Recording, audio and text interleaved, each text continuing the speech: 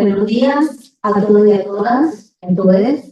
Es un placer para nosotros, desde CLADE, Diácona y Social Parish, están en el día de hoy realizando octava conferencia anual, disculpen, de Derechos Humanos de las Mujeres Mayores, Panamá 2025.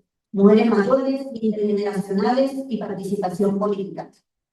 Esto en conmemoración del día 1 de octubre, Día Internacional de las Personas Mayores de las Naciones Unidas. Para nosotros es un placer que ustedes estén aquí y para iniciar necesitamos presentar a la mesa principal que ahorita mismo tenemos a la licenciada Sagrario, en la cual nos está representando del UNFA, la profesora Aracelis, quien nos está representando desde la Universidad de Panamá, el Ministerio de la Mujer, y a la profesora Gladys Miller de CLADE. Para nosotros, de verdad, en el día de hoy, este acto va a ser bastante trascendental, ya que vamos a, primeramente, a conocer toda la reseña que ha tenido estas organizaciones patrocinadoras. Nosotros, el Comité de América Latina y el Caribe para la Defensa de los Derechos de las Mujeres, CLADE, cumple este año 30 años de vida institucional. Desde su fundación en 1987, impulsada por mujeres feministas visionarias tras la Conferencia de la Mujer de Nairobi. CLADE se ha dedicado a la promoción y defensa de los derechos humanos de las mujeres, utilizando el derecho como herramienta de cambio. Estos 30 años de trayectoria en la región evidencian el valioso aporte jurídico, feminista e intelectual de CLADE, así como su incidencia en marcos legales, políticas públicas a nivel nacional, regional e internacional en favor del avance de los derechos de las mujeres. Además, ha contribuido significativamente a transformar la vida de numerosas mujeres cuyos derechos fueron vulnerados en la región. Asimismo, en América Latina y el Caribe persisten importantes desafíos en la participación política de las mujeres, reflejados en las brechas de representación y los obstáculos que enfrentan para ejercer su derecho en condiciones de igualdad. El programa Paridad y Democracia nace como respuesta a la necesidad de impulsar el liderazgo feminista y de fortalecer procesos democráticos e inclusivos, en donde la participación equitativa sea un pilar fundamental para la construcción de la sociedad más justa, de manera que se convierta en una plataforma para promover la igualdad sustantiva, el liderazgo transformador y la defensa de los derechos de las mujeres como elementos esenciales para el fortalecimiento de nuestra democracia. Y para dar inicio, igualmente agradecemos a la galería Manuel Amador por también en estos espacios permitirnos llevar estos temas que para nosotros es muy importante sobre la paridad y la democracia. Tenemos a nuestra mesa más aquí, vamos a pasar. Vamos a dar un fuerte aplauso para que nos vaya de la actividad principal, porque vamos a presentar un video titulado ¿Dónde están ellas?, donde la moderadora y comentarista de este video va a ser la licenciada Rosana Muñoz, periodista y también voluntaria de CLADE. Con ustedes la licenciada Rosana.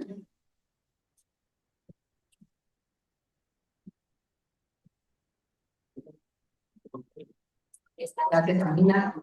Buenos días a todas, a todos. Queremos compartir con ustedes este video que es parte de los productos y los proyectos que ha realizado CLADE. En Panamá, la desaparición de mujeres, niñas, sigue siendo un problema muchas veces minimizado. Hablamos a veces de evasión de hogares, de fue con el novio, y detrás de eso ocultamos otra realidad que puede estar dándose que trata de violencia en el hogar, violencia sexual o maltrato de mujeres. Desde Claro en Panamá y de CEPA hemos intentado visibilizar esa realidad a través de 2 estudios hechos hace varios años, y este año presentamos un audiovisual que tiene como propósito ser un instrumento para hablar de este tema, que se llama ¿Dónde están? Les dejamos con el anuncio.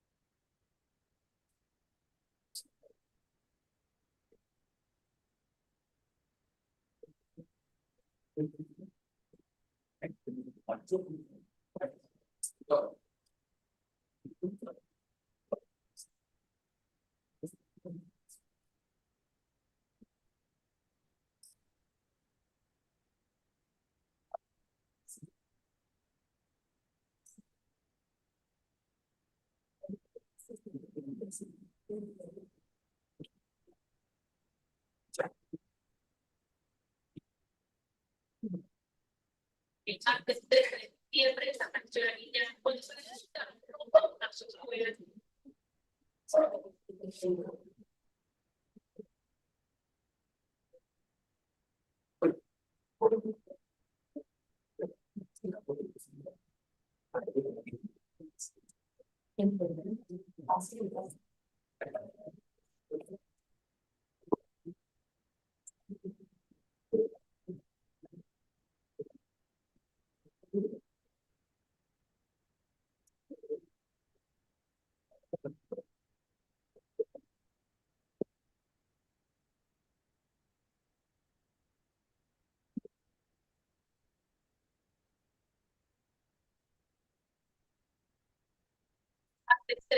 siempre esa canción niña, cuando se necesita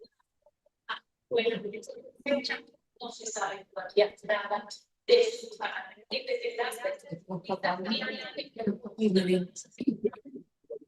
las evidencias, que hace 5 veces las investigaciones para recuperar pequeñas de 9 años, que las áreas cerca de los porque dieron a la escuela, tomados por más de 100 personas, familiares, voluntarios y la comunidad.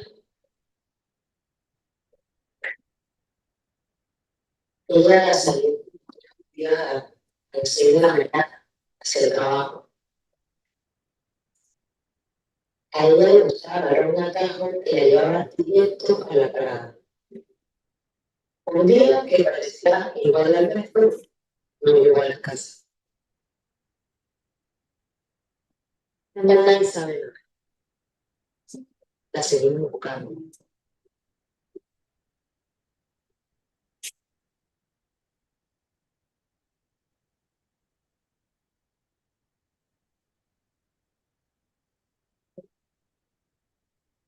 Empezamos buscándola por los alrededores de la casa, haciendo todo el recorrido que ella hacía todos los días por la parada, por donde los vecinos. Empezamos a preguntarle a sus personas cercanas, hasta que nos dimos cuenta que había que reportar a las autoridades. Y cuando reportamos, nos dijeron que esperar.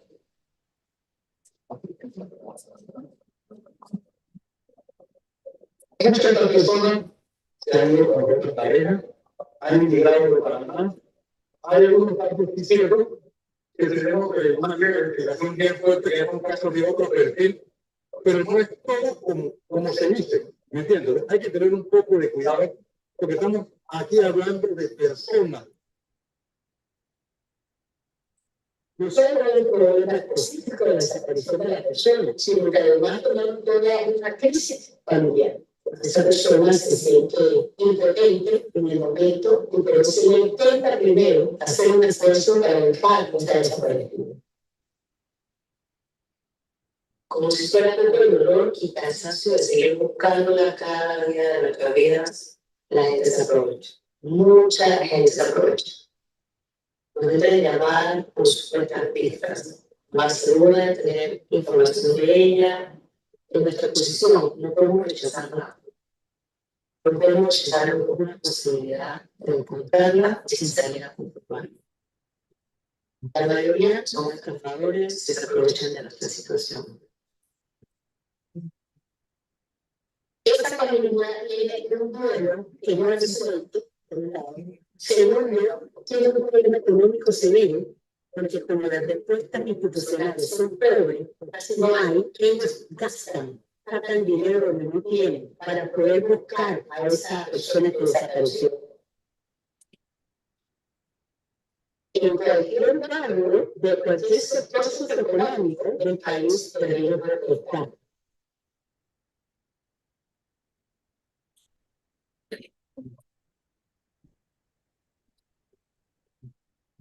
Hay ciertas, por ejemplo, que a través de los medios tecnológicos ofrecen películas de curso de esperanza, presenta que se puede la puerta, una luna con el puerta del pueblo, y pueblo no era tal, y pueblo más, cada uno más. Y lo que la sociedad continúa con su prejuicio, su discriminación de guión, es que usted, por estar andando a esas zonas en otros lugares, le da una comunicación por una decisión individual, personal, muy lejos de lo que es la posibilidad de análisis del problema. Con esa comunicación, lleva al riesgo, la posibilidad de que no aparezca, porque los servicios de protección de seguridad ciudadana son ineficientes. Es necesario que se aborde todos los niveles de salud, protección del trabajo. Esta es la ruta de observación, que no se da la asunto de el problema del otro. Las familias tienen acceso solamente a la familia específicamente de observación, con la ida, sin apropiarse con políticas públicas adecuadas para la prevención de esto. No es tan fácil como despertar y empezar una familia, salir y nada, cada vez son más casos de niñas, jóvenes, adultas, que salen de su casa y no regresan más. Como si se llevara el viento. La seguimos buscando.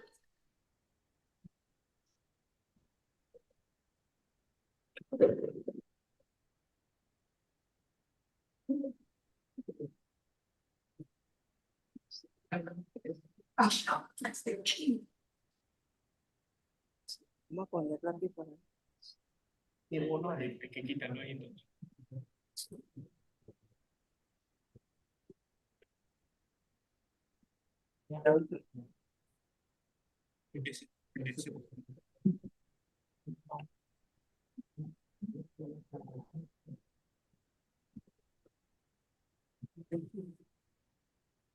Muchísimas gracias por el video.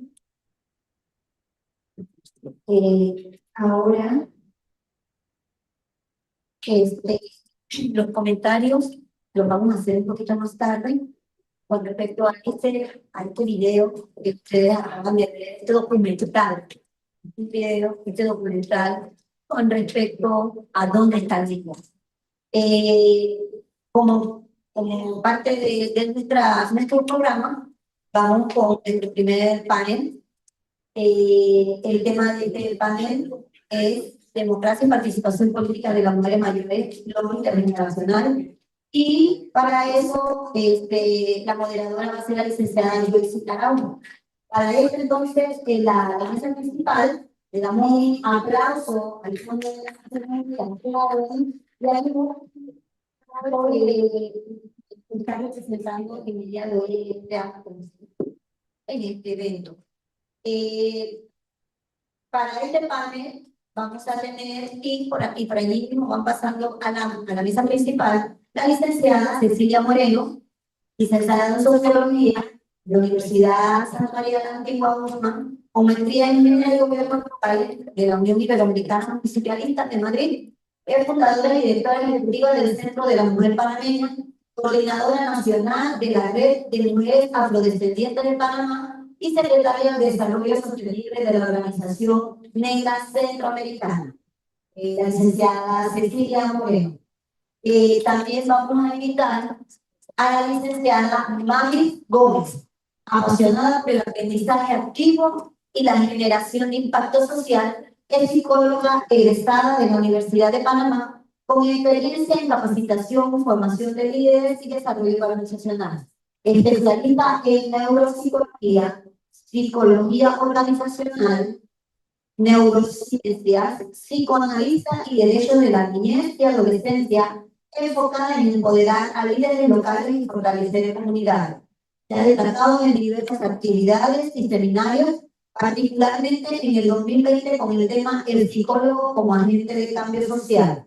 Además, ha participado como voluntario en diferentes organizaciones no gubernamentales, entre ellas la Red de Jóvenes Afropanameñas, de la cual es miembro activa en la actualidad. Le dejamos con la licenciada Joyce, quien es la que va a moderar este taller.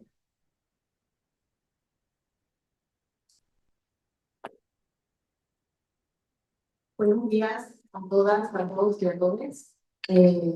Para mí, pues, es grato acompañar hoy a Clara y a Estefa en esta actividad. Y más grato es compartir un tema sobre la participación de las mujeres en estos espacios. Aquí tenemos una participación de una joven y la participación de una compañera que ya tiene mucha trayectoria. Entonces quisiera comenzar por allí preguntándoles a ustedes, ¿qué es paridad y qué tiene que ver la paridad con la democracia paritaria para cada individuo? ¿Con quién arrancamos? Hola, buenos días.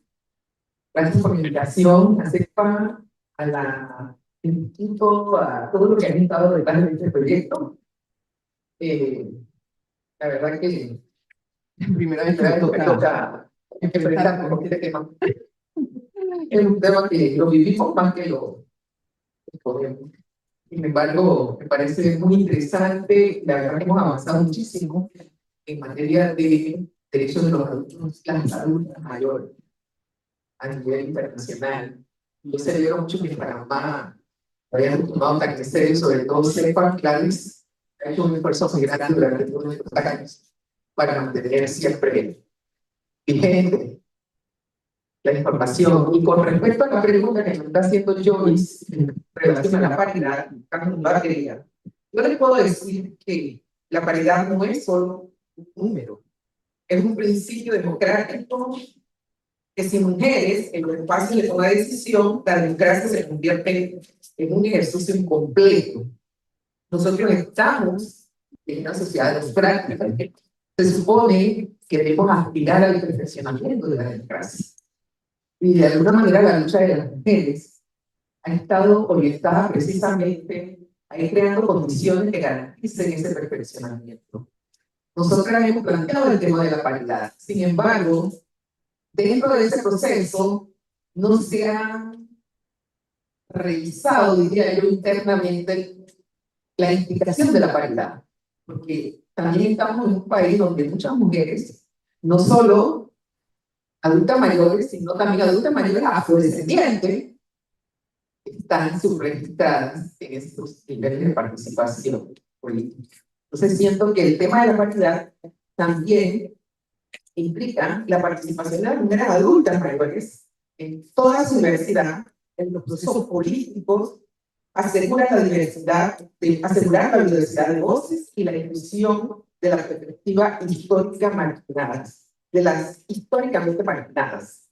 Las mujeres adultas mayores suelen ser las que acumulan mayor experiencia social, también comunitaria y profesional, lo que fortalece la claridad de las políticas públicas.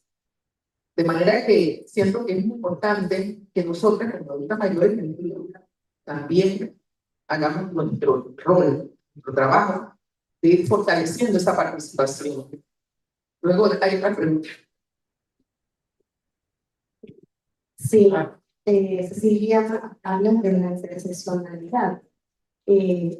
Esa mirada no solo de la mujer, sino de la mujer en todo su contexto, la mujer adulta, mujer afrodescendiente, mujeres indígenas, jóvenes, y aquí tenemos a jóvenes. Quisiéramos conocer de voz de Mavis qué interpretan como paridad y ese match de la paridad con la democracia. Buenos días a todos. Muchas gracias por la invitación. Para mí es un honor estar aquí en mi casa, la Universidad de Panamá.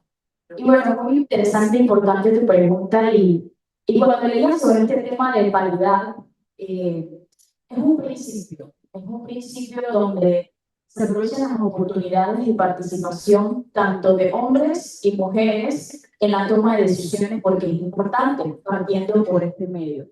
Pero hay algo más, cuando involucramos la democracia paritaria, y a mí me gusta leer mucho el libro de historia, ¿de dónde viene esto? ¿Por qué lo hablamos en la actualidad? Y leyendo sobre esto un poco de democracia paritaria, esto empezó prácticamente en los años de 1969, allá en la Asamblea de las Naciones Unidas, donde por primera vez se da este convenio donde se especifican los derechos humanos de las mujeres. Y también se plantea la eliminación contra la discriminación en todos los ámbitos, económico, político, social. Entonces, partiendo desde aquí, ya empezamos con que la paridad es un principio, pero la democracia a mí me habla de garantizar, es una garantía de que se cumpla esta igualdad de género. Y algo más, ya prácticamente a la fecha de 2015 aproximadamente, más de 189 países del Parlamento latinoamericano, el Parlamentino, como que hizo hincapié aún más en esto, pero ahora en Latinoamérica. O sea que desde ese tiempo ya empezó la lucha porque las voces aún más sean escuchadas. Jóvenes, adultos y adultos mayores. Y yo como joven leyendo esta información, sé que debemos aún más poner más importancia si desde ese entonces empezamos a hablar sobre paridad. Entonces, es igualdad, las voces de las mujeres aún más, hablando de democracia paritaria y de participación activa.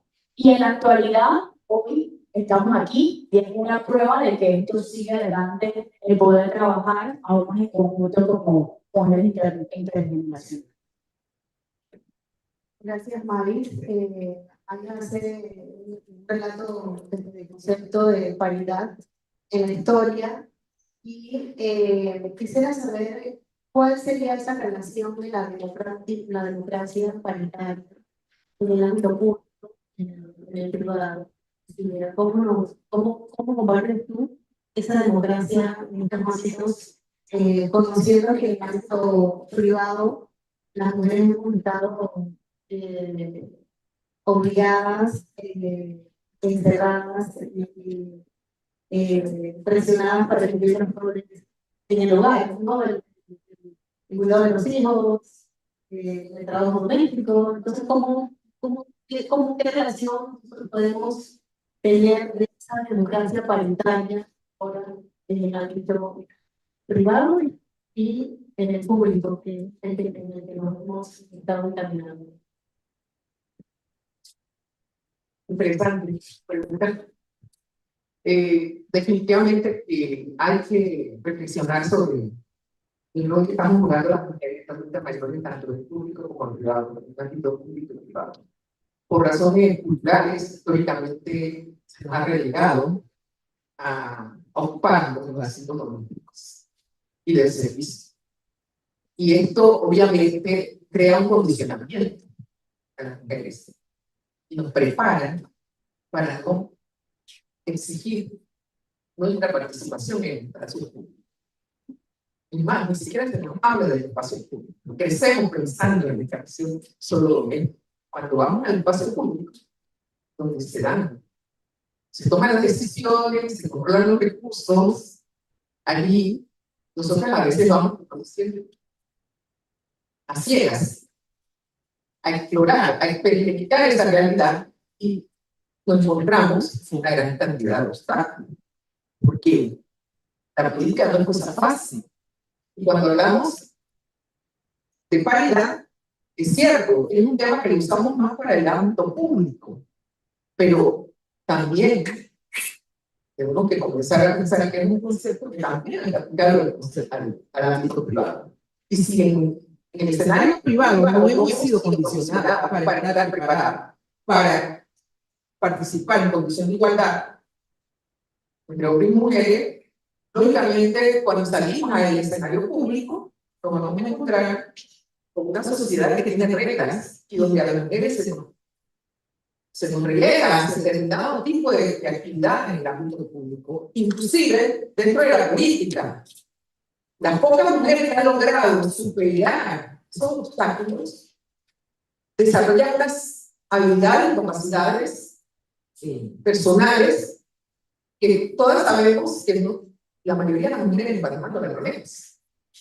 Son esa capacidad de enfrentarse y no de tenerle miedo ni a los estereotipos, ni a los prejuicios, ni al que dirán, ni a los medios, ni a las pantallas.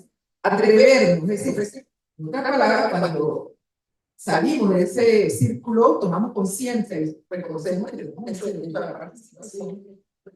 Y nos tenemos que atrever a encontrarnos en ese espacio público, ahí vamos a tener que ver que también prepararnos y desarrollar esas habilidades, esas capacidades para poder salir adelante, porque si no, la presión del patriarcado es muy fuerte y nos somete, nos reprime, nos busca todos los medios para arrinconarnos e impedirnos nosotras poder ejercer nuestro derecho a la participación ciudadana en condición de igualdad. Entonces, es todo un reto establecer esa relación, sobre todo en el movimiento de mujeres, ir también reflexionando en torno a estos desafíos, que son los nuevos desafíos, todos los tenemos que mirar en función de qué tipo de democracia queremos. ¿Qué es una democracia participativa, una democracia donde se dé la igualdad de oportunidades, una democracia donde todos y todas tengamos las mismas oportunidades? Entonces, ese es, todavía nos queda mucho por delante que hacer en ese escenario, en los dos. Recuerdo cuando decían que las mujeres no estaban preparadas para participar en la política partidista y poder ser candidatas en los espacios, para los espacios de toma de decisiones porque no estaban preparadas. Y hoy día el 70% de las mujeres son las que están preparadas en las universidades. Y de ese gran porcentaje sí es un estudio de especialización y el doctorado. Entonces yo le pregunto a Maurice, ¿qué relación puede haber en ese momento? ¿Qué opinión tiene sobre esa relación de que hay más mujeres preparándose, más mujeres profesionales? Inclusive hay como esta propuesta de la joven profesional a cumplir otras metas antes del matrimonio y antes de los roles de la maternidad. ¿Qué relación nos puedes compartir en torno a una óptica de la participación, sobre todo de las mujeres jóvenes? Gracias. Me voy a definir la diferencia entre pública y privada, y también quiero aportar con una anécdota que casualmente pasó ayer de la que acabas de hablar de el rol ya cuando uno es profesional, como es en el ámbito del hogar.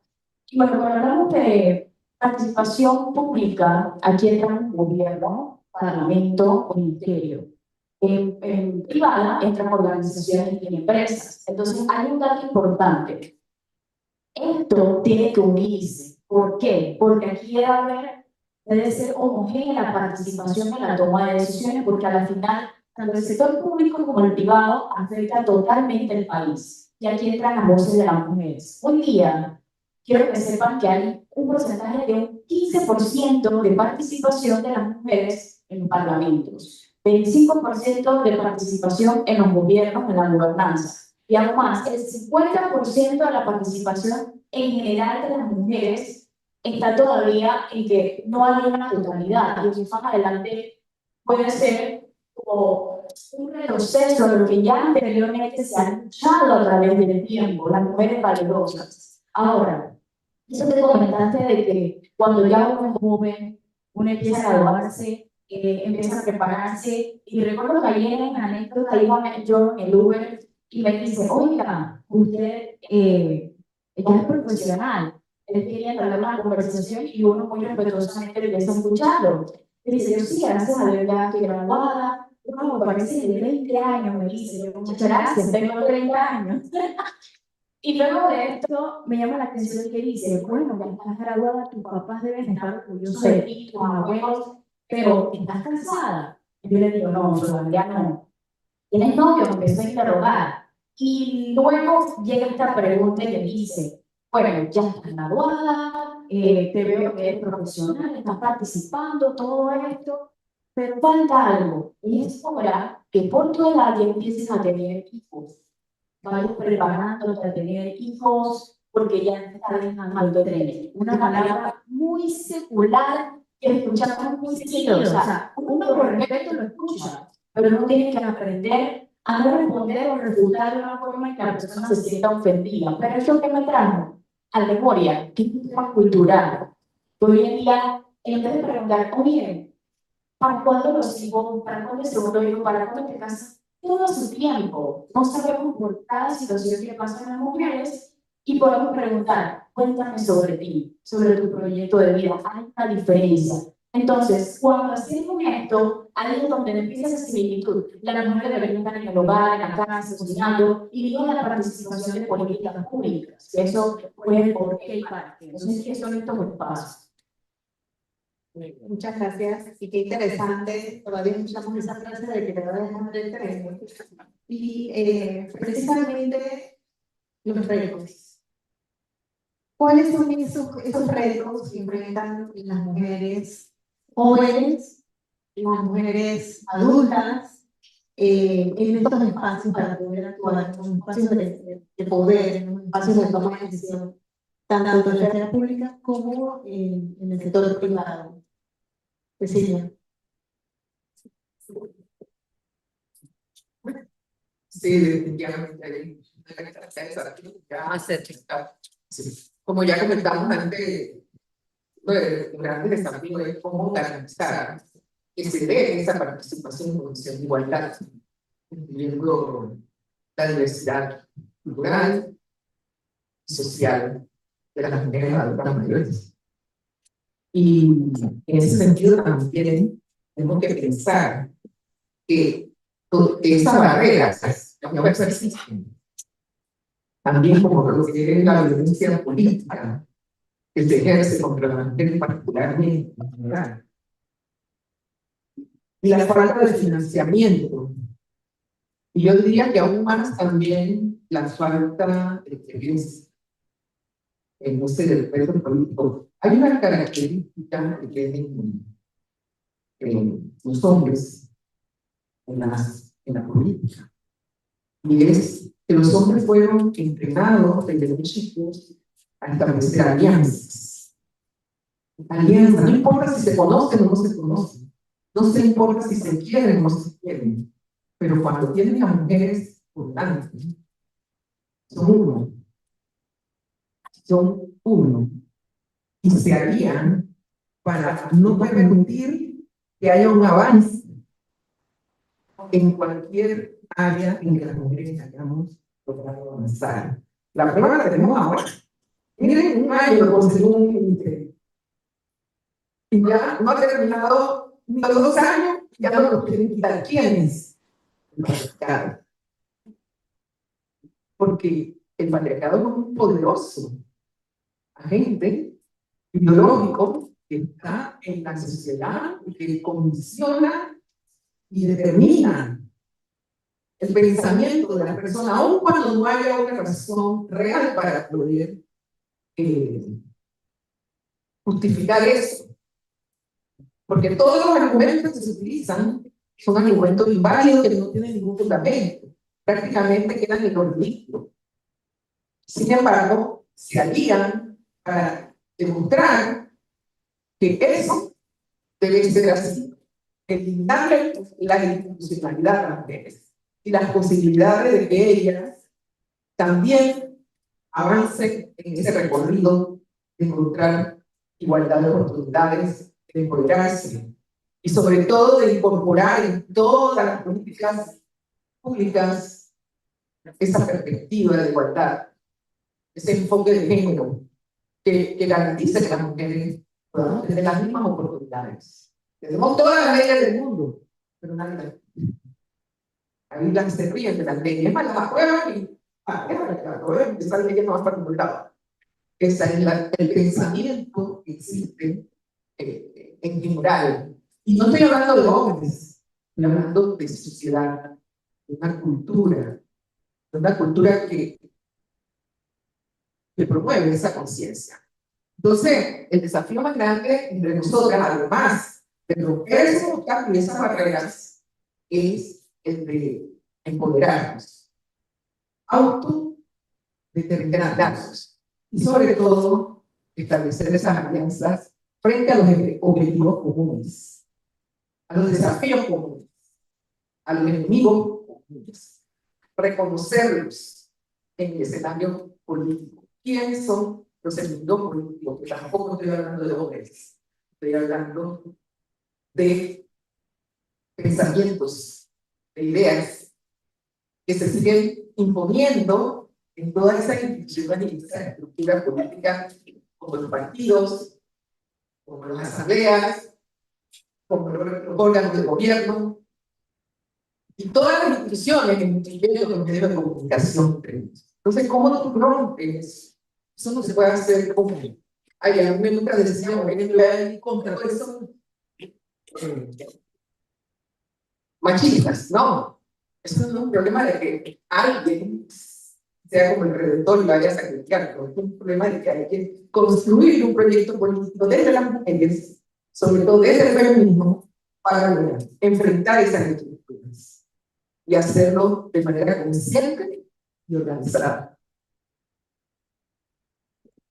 Muchas gracias, Beatriz. Desde la óptica joven, ¿cuáles van a ser estos desafíos de la participación para las mujeres? Sí, bueno, cuando hablamos de participación política de las mujeres, yo creo que no solamente podemos referirnos a lo que ya conocemos como la participación de, como mujer voy a votar o soy candidata a la política, porque no se trata solo de leyes, aquí hay algo más importante, la lideranza, el liderazgo en las comunidades, en la participación, en los debates, por la justicia, por la igualdad, por la equidad.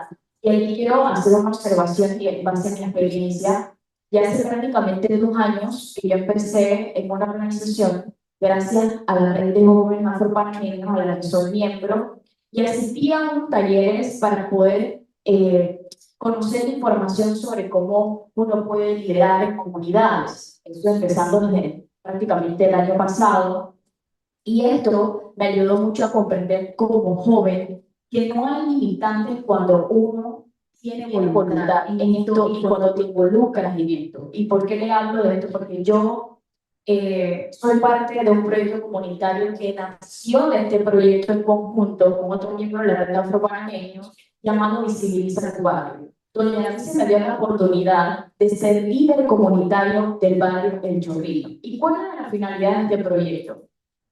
Ir al barrio, conocer la narrativa de cada persona, qué hace, proyectar a cada uno de los emprendedores y al joven adulto y adulto mayor.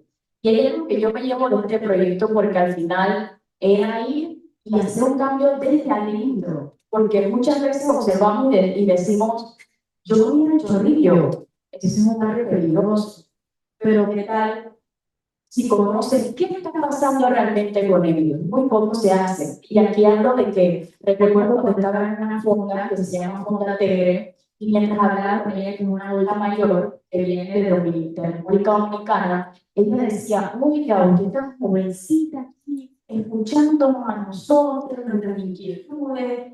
Y otros también decían, tú eres del gobierno, no, que no eres del gobierno, prometen y no cumplen. Yo le decía, no, tranquilo, o sea, venimos con mucho amor, mucho cariño a escucharlo, a ofrecer inclusive información y educación financiera, a cómo poder tener estos espacios para que ustedes puedan educarse y formalizar sus empleos, porque la finalidad del proyecto en el que estoy, que se llama Mi Servicio Actuario, es proyectar y cambiar esa narrativa o ese estereotipo y estigma negativo que se tiene sobre el barrio del Chorrillo. Pero esto no lo hice sola, esto lo hice gracias a la cooperación española, a sumarse, y luego de esto, como individual y proyecto, nació un colectivo que casualmente ayer se proyectó y le dimos las gracias y ya hoy somos un colectivo, pero ¿con qué finalidad? Que dentro de este colectivo no solamente estoy yo como joven, también hay mujeres adultas mayores, hay líderes comunitarios que se atreven a poder ser escuchados. Entonces, no solamente hablamos de participación y políticas públicas, que sabemos que es el qué, es lo que estamos haciendo, estamos compartiendo, estamos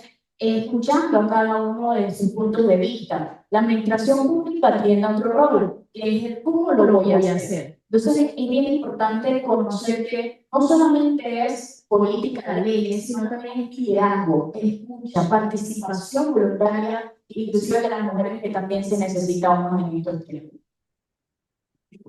Excelente. Hoy mi experiencia sobre el acercamiento y poder tener la oportunidad de decidir en estos espacios.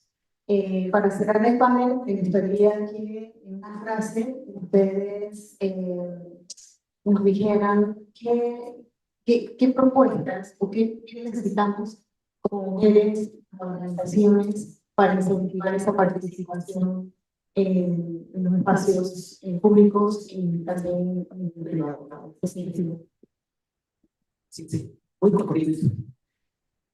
Yo diría que una de las primeras cosas es reconocer nuestros derechos, conocer las leyes, pero sobre todo educar. O sea, tenemos que crear conciencia en la sociedad, en la mayoría de las mujeres, para lograr, porque transformar esas estructuras no es algo fácil. Yo diría que desde que nosotros comenzamos con este tema del movimiento de mujeres a trabajar, antes había muchas organizaciones que ahora. Y antes también había más organizaciones que trabajaban en las comunidades que ahora. Entonces, yo me pregunto, ¿realmente podemos nosotros en este momento enfrentar la estructura como esa? Si no contamos con esa base social de apoyo, consciente de sus derechos, dispuesta a luchar. Y me digo algo más interesante. Cuando se creó el Ministerio de la Mujer, una de las cosas que yo le dije a la mujer fue que este es el único ministerio, quizás el segundo, que no tiene, que tiene quien lo logre. Igual que el Ministerio Indígena, el Ministerio de Asuntos Indígenas. O sea, las mujeres, las mujeres, la única que pueden llorar por un ministerio, no lo van a hacer por otro ministerio, ningún otro ministerio tiene que llorar, pero la mujer tiene que llorar. ¿Quién lo reclama? Entonces, si esa es su base social y tú no la inventas, simplemente no va. Entonces, el trabajo que tenemos que hacer nosotras para romper esa estructura en esos escenarios políticos es hacer la educación y la generación de la conciencia en las bases sociales. Gracias. Antes de decir la frase final, agregando, yo tuve la oportunidad de participar en una convención de derechos humanos aquí, que se dio de las Naciones Unidas el pasado mes de abril, y aquí tengo la frase de violencia de género, que no a la violencia de género, y sí al derecho a la vida y a la dignidad de la mujer.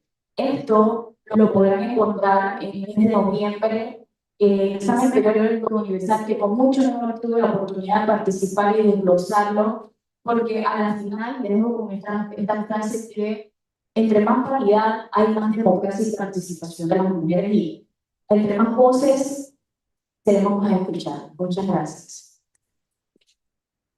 Gracias a por el espacio, por compartir. Agradecemos al público también por habernos prestado atención. Gracias.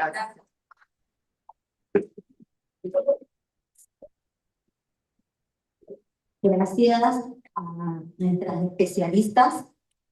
Ahorita vamos a hacer entrega de certificado de nuestras panelistas, por favor, para que pasen aquí adelante, licenciada Cecilia Moreno y Mavis Gómez. Se nos fue la licenciada Cecilia porque tenía compromisos ya, por eso invitaba. Pero vamos a hacer entrega de Mavis de nuestro certificado. ¿La foto? Digo que la luz está como un poquitito. Ajá.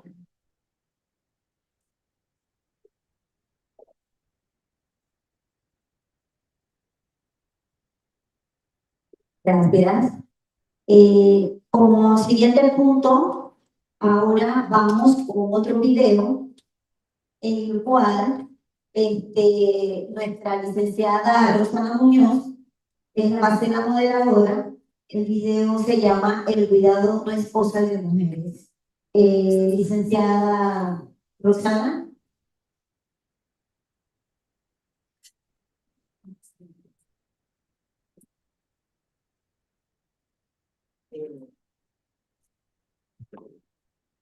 Bueno, más que... Ay, perdón. Gracias. Gracias, bueno. Queríamos compartir realmente más que nada esta iniciativa, liderada entre todos también por PNUD, que habla sobre la importancia del cuidado. En Panamá se calcula que alrededor de 700.000 personas necesitan de algún tipo de cuidado. No solamente personas que viven con discapacidad, sino también niños, adolescentes, y que la mayor parte de ese cuidado cae en las mujeres. Con este video, con esta campaña, lo que se quiere es mostrar que el cuidado no puede seguir siendo solamente parte de algunas personas, sino que todos podemos en una medida de otra involucrarnos. Gracias.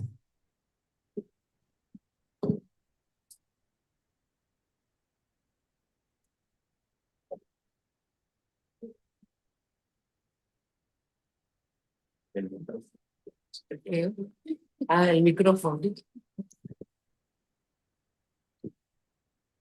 Acá. De este lado. No quiero que se la dicho. Pero te tienes que gritar esa, porque no quiero nada de esas. Pero me pagué. Sí, perdón.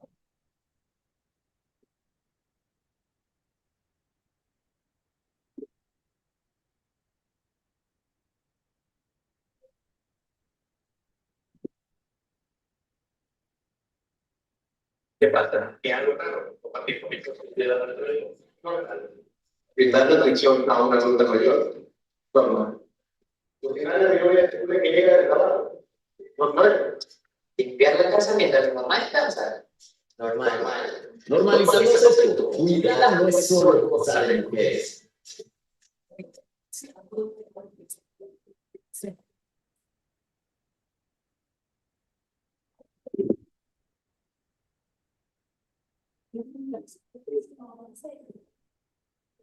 Bueno, esperamos una sociedad así normal. Bueno, vamos con el siguiente punto y para nosotros es un placer. Vamos a invitar a dos especialistas a nuestra mesa principal, el cual ya van a exponer 20 minutos tienen cada una, disculpen porque el tiempo es hoy, así que la licenciada Magali Castillo. La licenciada Magali es abogada y además miembro fundadora de la Alianza Ciudadana Pro Justicia y de la Red de Derechos Humanos de Panamá. Ha sido miembro de la Junta de Cívicos de un centro de atención integral para personas mayores. Asimismo, se ha desempeñado como docente universitaria, aportando desde el ámbito jurídico y académico a la promoción de los derechos humanos y a la formación de nuevas generaciones profesionales. Aplauso para la licenciada Magali. La siguiente especialista, la licenciada Sofía Rodríguez Araña, es psicóloga graduada de Florida State University y actualmente cursa su maestría en neuropsicología. Es miembro activo de la Asamblea General de la Asociación Panameña para el Planeamiento de la Familia, APLAFA, y de la Fundación Ciencia en Panamá, y participa como voluntaria en Panamá en Research Initiative. una iniciativa dedicada a la investigación y promoción de la salud y el bienestar de la población adulta mayor en Panamá. Ha realizado diversas publicaciones científicas en su área de especialización, incluyendo estudios centrados en la población de adultos mayores. Para ella, un aplauso y cada uno va a tener 20 minutos para la exposición. Así que los micrófonos son suyos. Bueno, muy buenos días. Va cerca. Muy buenos días. Muy buenos días a todos. Un placer estar aquí. Gracias, Miguel, por la invitación.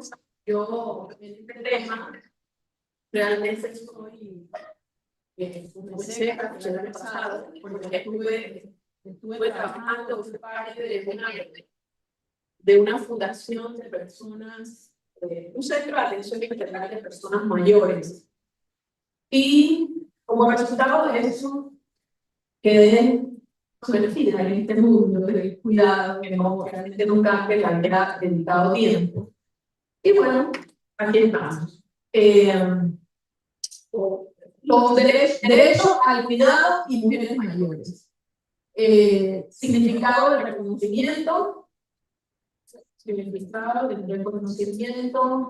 de la participación de las mujeres mayores en esto. El derecho al cuidado es una necesidad universal.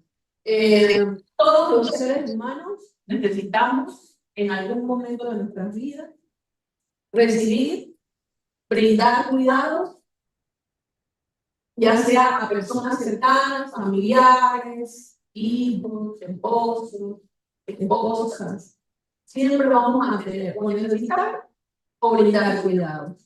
El cuidado es esencial para el bienestar humano y para una existencia digna. Eso lo acaba de decir la Corte Interamericana de Derechos Humanos. El cuidado es importante para los derechos, para que los seres humanos podamos tener acceso a todos los otros derechos. En caso de dependencia funcional permanente o al final de la vida, el cuidado se vuelve aún más crítico para preservar la dignidad humana. Es en ese momento donde vamos a sentir con más fuerza, darle mucha más importancia al tema del cuidado. Y, bueno, ustedes saben que se habla del derecho a ser cuidado, el derecho a cuidar y al autocuidado, que es otra de las dimensiones de ese derecho al cuidado. Yo aquí les pongo esta lámina, pero voy a explicar un poquito el asunto. ¿Qué pasa? Todos las que estamos aquí, sobre todo las que tenemos muchos años en el movimiento feminista, sabemos que en la década del 90, 1990, el 2000, tomó más fuerza por parte del movimiento de mujeres en ubicar al cuidado como un factor que ocasionaba o que provocaba desigualdades con respecto de las mujeres a los derechos económicos, sociales y culturales. Y ya lo han adelantado aquí los comentarios que se hicieron. Es decir, las mujeres, como resultado de la sociedad que dicen que las que quedan con el cuidado son las mujeres, cuidado de los niños, cuidado de los adultos mayores, cuidado de los hijos que tienen alguna discapacidad, eso hace que las mujeres entonces vean afectado su acceso a los derechos económicos, sociales y culturales. Y en 1990 comenzó ese debate con el movimiento de mujeres que llevó el tema, que posicionó el tema y visibilizó la problemática. Eso fue en el año 90-2000. Más o menos por allí, organismos como, en el año 2000, organismos como ONU Mujeres, la CEPAL, la OIT, ya hablaron y comenzaron a escribir informes y estadísticas sobre qué significaba el trabajo de las mujeres al cuidado con relación al Producto Interno Bruto, por ejemplo. Ya se comenzó a hablar de cifras, cómo estaba afectando el trabajo de las mujeres, ese acceso de las mujeres a trabajo y educación. Y más o menos por allí, en el año 2010, se da ese movimiento de legislar sobre el tema. promover legislación sobre el tema del cuidado. Año 2005, 2010. En el año 2015 se logra la aprobación de la Convención de los Derechos de las Personas Mayores. 2015. O sea que ese es un tema reciente. 2015. En el 2017 entra en vigencia la Convención de las Personas Mayores, que es el primer documento de derecho internacional de derechos humanos sobre las personas mayores. Y dentro de esa convención sí se hace referencia con todo a el derecho al cuidado, los cuidados paliativos, los derechos de las personas cuidadoras, allí en esa convención, que como les digo, comienza a tener vigencia en el 2017. Sin embargo, ¿por qué les presento la Declaración Universal, ese artículo tan importante de la Declaración Universal? Bueno, en aquel momento, 1945, ninguna legislación hablaba del derecho al cuidado. No se hablaba. Pero no me dicen ustedes que este artículo tiene que ver con el cuidado. Sí, tiene que ver con el cuidado. Es más, la Corte Interamericana acaba de decir en junio de este año y cita ese artículo de la Declaración Universal de Derechos Humanos. ¿Ok? En el sentido de que este artículo es derecho al cuidado. Todos los seres humanos nacen libres e iguales en dignidad y derechos. Y por lo tanto tenemos que comportarnos fraternalmente los unos con los otros. No es las mujeres cuidar, no, todos los seres humanos tenemos que comportarnos fraternalmente. Entonces, por eso lo puse en ese artículo, uno dice, bueno, en 1945 ese tema no estaba. Bueno, ahí está el origen de todos esos derechos. Y hoy la Corte Interamericana cita ese artículo para hablar del derecho al cuidado. Y eso es un dato, una información muy importante tenerla en cuenta. Bien, ¿quiénes requieren cuidado? Lo acaba de decir la Comisión Interamericana y el informe de CEPAL también lo dice, el reciente informe de CEPAL, los niños, niñas y adolescentes, las personas mayores, las personas con enfermedades graves, mujeres embarazadas, en periodo de lactancia, personas con discapacidad y dependencias temporales. Que no es solamente cuidado al adulto mayor, es que la gama o el asunto del cuidado es mucho más amplio. Y como decía, todos podemos en un momento dado de nuestras vidas necesitar dar o recibir cuidado. Los cuidados se configuran como el conjunto de acciones necesarias para preservar el bienestar humano, incluida la asistencia a quienes se encuentren en una situación de dependencia o requieran. Las mujeres mayores, dice la CEPAL, hace poco en su informe y da cifras sobre eso, y también lo dice el reciente fallo de la Corte Interamericana, las mujeres mayores son proveedoras de cuidados en distintas facetas. Las personas mayores necesitan cuidado, las mujeres mayores con cierto nivel de necesidad por dependencia, pero también son cuidadoras. Las mujeres mayores tienen una contribución importante a los cuidados infantiles, las madres mayores que cuidan a hijos y familiares con discapacidad. Es decir, cuando nosotros hablamos de cuidado, tenemos que tomar en cuenta esa realidad que es, para nosotras, es un dato que puede ser y es a veces discriminatorio. Las mujeres son las que tienen que... hay todo un debate, que tiene que haber todo un debate sobre eso legislativo, social y político sobre ese aspecto. La Convención Americana de Derechos Humanos, esa es importante para el asunto de derechos, derecho al cuidado, porque ese es el tema que me toca a mí, derecho al cuidado. El derecho como autónomo, derecho autónomo al cuidado. Y aquí les comento un poco. La Corte Interamericana, el gobierno de Argentina, le consultó hace poco si el cuidado era un derecho autónomo. Y la Corte contestó. Y ese fallo es sumamente importante leerlo.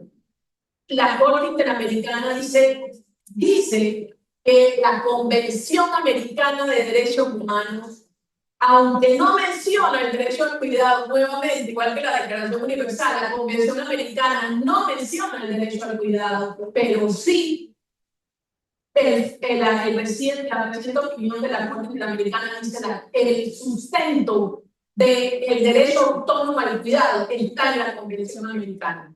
Y ya lo dijo la Corte, o sea, el derecho autónomo al cuidado está protegido por la Convención Americana de Derechos Humanos. ¿Ves? O sea que ya está el tema en el sistema interamericano de derechos humanos. Y allí, ¿qué es lo que dice? A ver, ¿qué es lo que dice la Corte? ¿Por qué la Corte dice que la Convención Americana, aunque no menciona el cuidado, sí lo tiene? Porque la Corte aplica un concepto que es bien importante tenerlo. Se llama el principio pro persona. Ese es un principio de derecho internacional de derechos humanos, ¿verdad? Pro persona. El principio pro persona. ¿Y qué dice la Corte? Bueno, la Convención habla de no discriminación. Eso tiene que ver con cuidado. La Convención habla de protección a la niñez. Habla de integridad personal, señoras, amigas. ¿Cómo podemos hablar del derecho a la integridad personal si no se le protege el derecho al cuidado a una persona discapacitada, por ejemplo? ¿Verdad? O a una persona con discapacidad física o mental. ¿Cómo podemos hablar de que esa persona tiene derecho a la integridad? Para que tenga derecho a la integridad, a la vida, a la dignidad humana, tiene que tener derecho al cuidado. Entonces, por eso es que la Corte dice que el derecho al cuidado sí es un derecho humano y sí está protegido por la Convención, aunque no lo tenga legislado. Bueno, aquí les dejo 5, me queda. Opinión, hay dos frases, pero la opinión consultiva de la Corte es larguísima, pero les dejo dos ideas que dice la Corte Interamericana. Los cuidados son vitales para que las personas puedan vivir con autonomía y dignidad. Entonces, una persona de discapacidad, un niño, una persona adulta mayor en fase final de la vida necesita cuidados y un buen cuidado. Entonces, por eso decimos es un derecho fundamental. Bien, no puedo derecho de las personas mayores, el derecho a ser cuidado implica que todas las personas con algún grado de dependencia tienen derecho a recibir atenciones de calidad suficientes y adecuadas para vivir con dignidad. Ese es el principio. Todos tenemos derecho a vivir con dignidad. Estas atenciones deben garantizar el bienestar físico, espiritual, mental y cultural. Bien, la Convención de los Derechos de las Personas Mayores y el fallo de la Corte Interamericana de Derechos Humanos habla de las personas cuidadoras.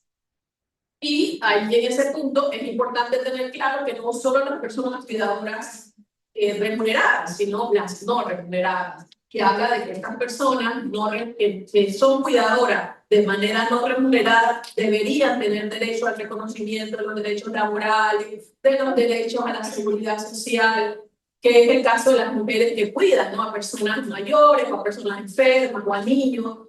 Ya todos los instrumentos internacionales dicen a esas personas hay que reconocerles derecho a la seguridad social. Imagínense una mujer que no puede salir a trabajar porque se quedó cuidando a un familiar.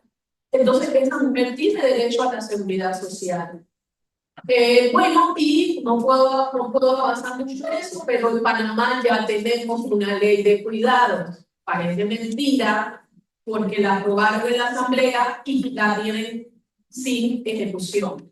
No se está ejecutando, no se han creado los entes coordinadores de esa política de cuidado. Es decir, tenemos una linda ley que hay que marcarla, pero esa ley no está aplicándose en este momento. Así que bueno, la ley del 2024 nos toca a nosotros impulsarla, ¿verdad?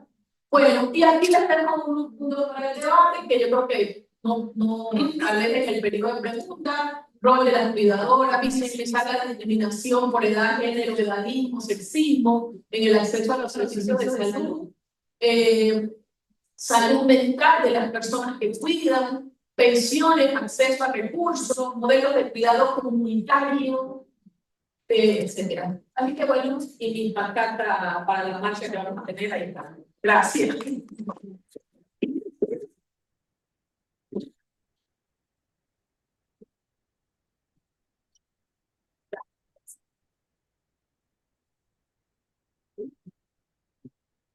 Hola, buenos días. Yo soy Sofía Rodríguez Araña y la verdad, muchísimas gracias. Me siento muy honrada de estar aquí el día de hoy compartiendo con todas y todos ustedes.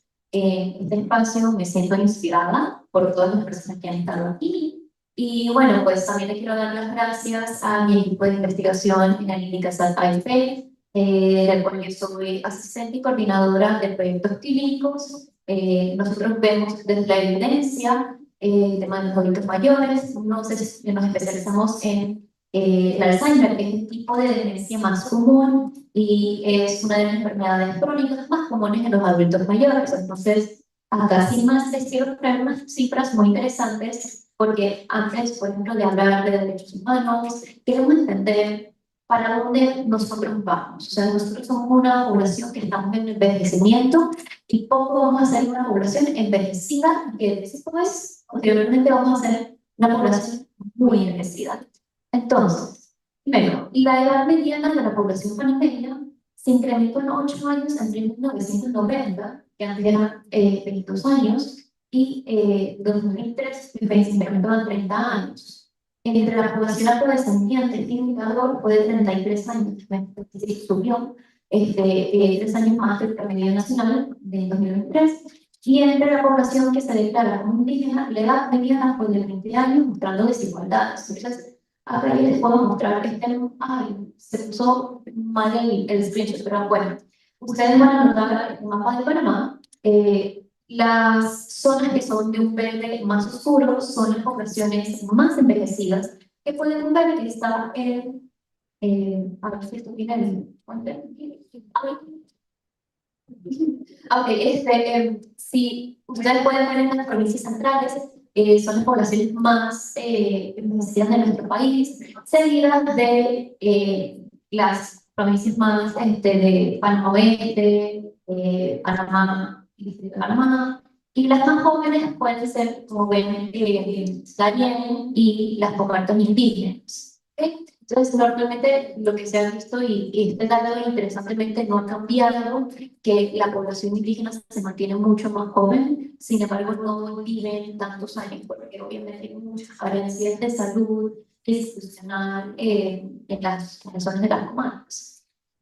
Entonces, también quisiera hablar un poco de la esperanza de vida. Acá se ve un poco borroso, pero en promedio, en 2019, la esperanza de vida en Panamá era la esperanza de vida, lo que quiero decir es después de los 60 años. O sea, ¿cuántos años viven los panameños y las panameñas después de los 60 años? En 2019 se estimaba que era 24 años. Durante la pandemia, 2021, bajó como a 23, y ahorita, en lo último que fue en 2023, otra vez volvió a subir a 24 años, posterior a los 60 años, es decir, que estamos viviendo más o menos a los 84 años. Sin embargo, si lo partimos en sexo, las mujeres vivimos en teoría mucho más que hombres.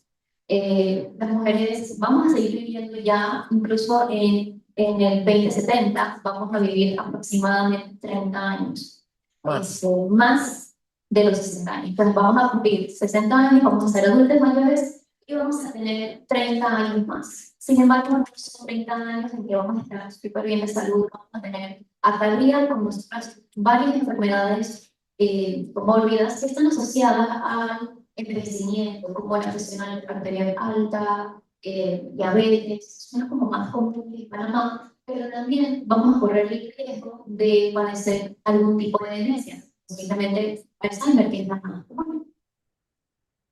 Entonces, Panamá ahorita mismo está experimentando el periodo más largo de Latinoamérica. Tenemos unos datos de SAL. Vamos a ser el último país de nuestra región en que va a alcanzar su mayoría poblacional. Es decir, que todavía no la hemos alcanzado. Esto se nota por el ratio de fecundidad.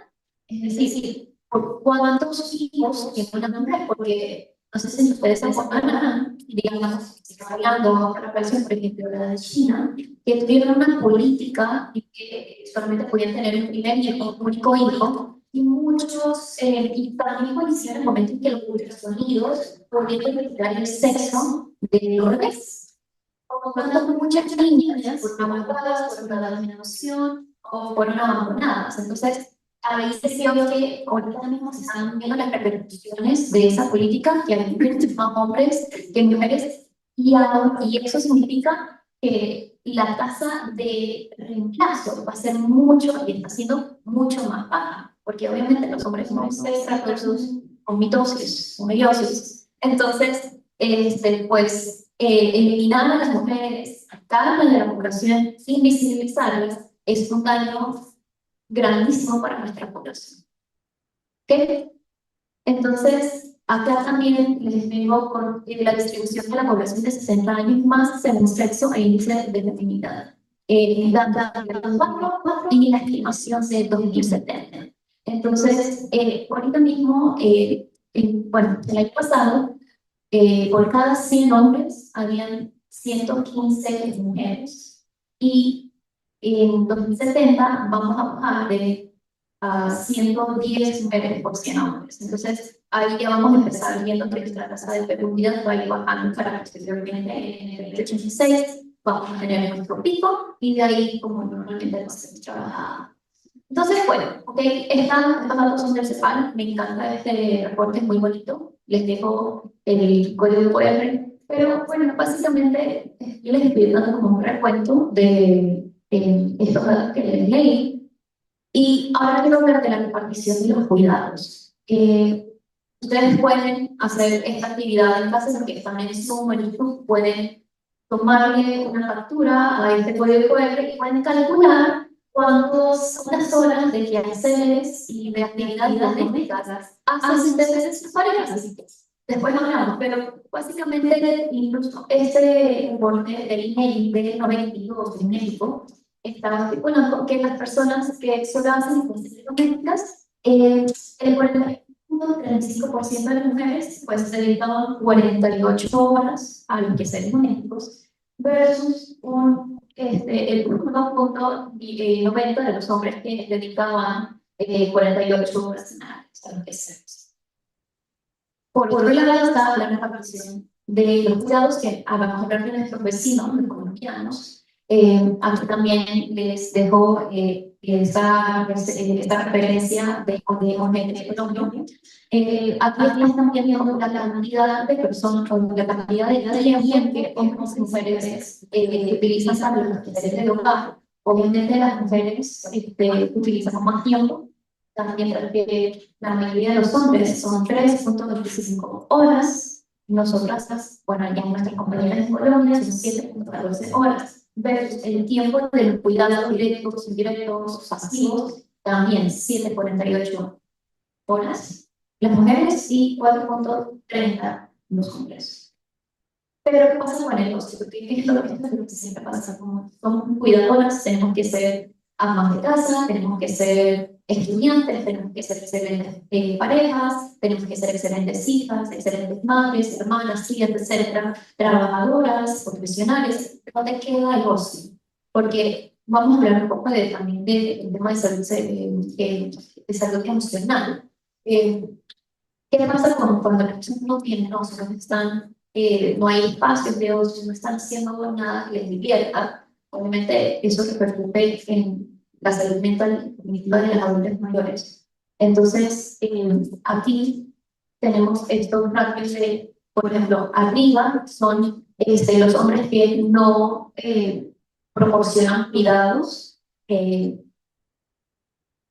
Verán que en ocio y recreación tienen menos tiempo de ocio que las mujeres que no proporcionan cuidados, porque también hay mujeres que no proporcionan cuidados, pero abajo tenemos mujeres que sí proporcionan cuidados, y en el tiempo que se toman para tener ocio, para educación, para trabajar, son menos que de las mujeres que no proporcionan cuidados y de los hombres que tampoco proporcionan cuidados. Entonces, es decir, que las mujeres que proporcionamos cuidados tenemos mucho menos tiempo para hacer estas actividades que pueden enriquecernos.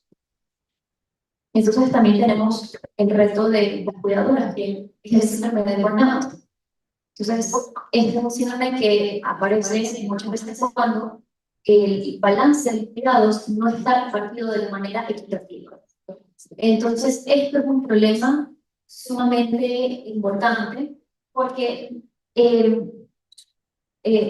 los cuidados, por lo menos en Colombia, producen de manera indirecta un 20% del total del PIB en Colombia. Un poquito para atrás, un 20% de Colombia. O sea, ahí comparamos con el 11%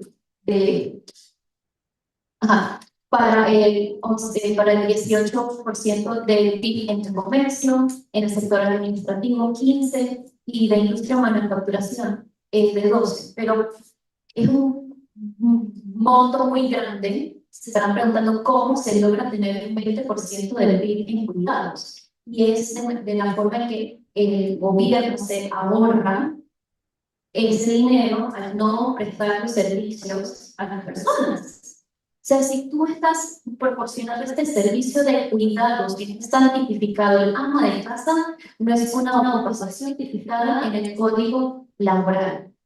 Entonces, estos servicios que se están prestando se están ahorrando del Estado, son hay por ejemplo muchos productos que se hacen para las amas de casa, ¿no? Hay muchas cuñas publicitarias, por ejemplo, de cosas de lavado, de ropa, etcétera, para las mujeres que son amas de casa, y ellas inyectan a la economía ahorrándole el dinero de cuidado que sus esposos podrían tener para que ellos sigan inyectando la economía desde sus trabajos. Pero también se les inyecta la economía cuando los sistemas de salud no están aplicando o invirtiendo ese dinero de cuidados a las personas que necesitan los cuidados. Entonces, las amas de casa, las cuidadoras no remuneradas, son las que están inyectando ese tipo de dinero de manera indirecta a las economías, o por lo menos a nuestros vecinos de Colombia. ¿Cómo sabrá qué se sabrá o cómo será la situación actual en Panamá? Eso todavía no he encontrado datos que sean verídicos, así que por ahí estaremos esperando. Pero quisiera hablarles del reto de las cuidadoras. Por ejemplo, lo que es muy común ver, adultas mayores se cuidan.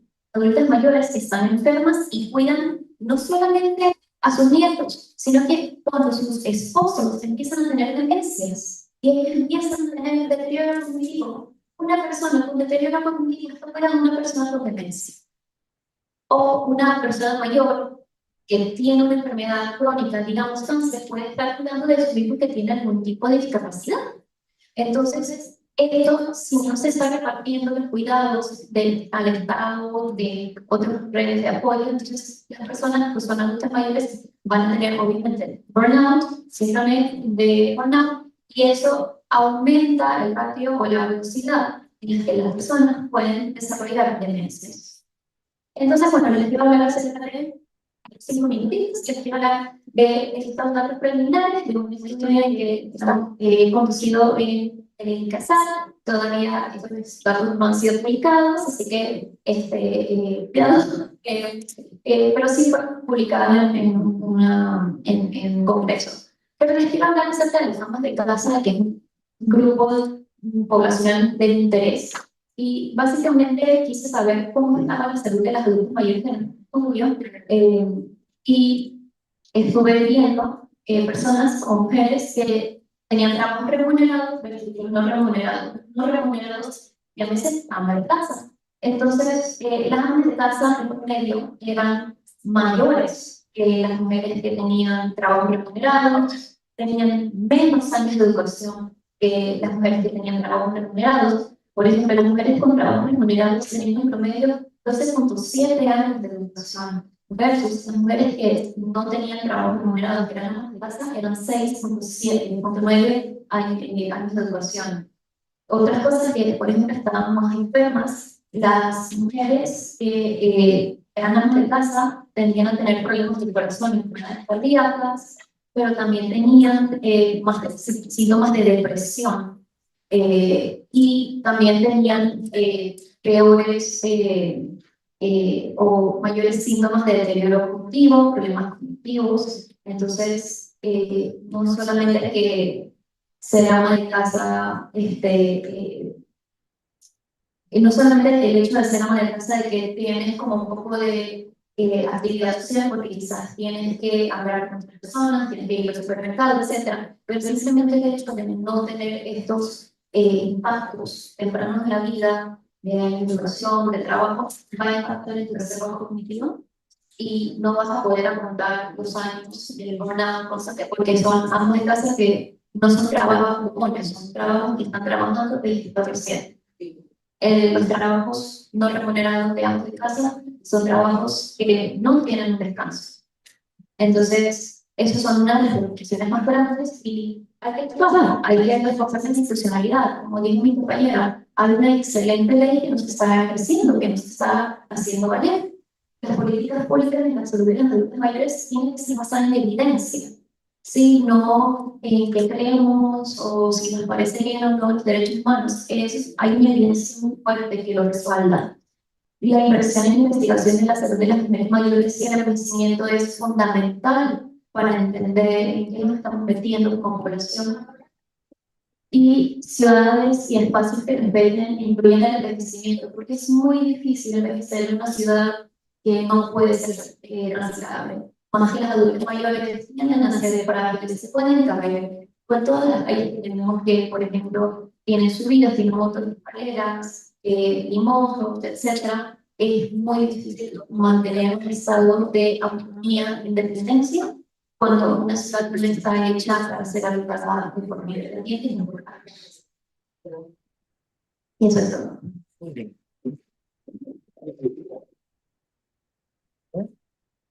¿Quién tomó la batuta?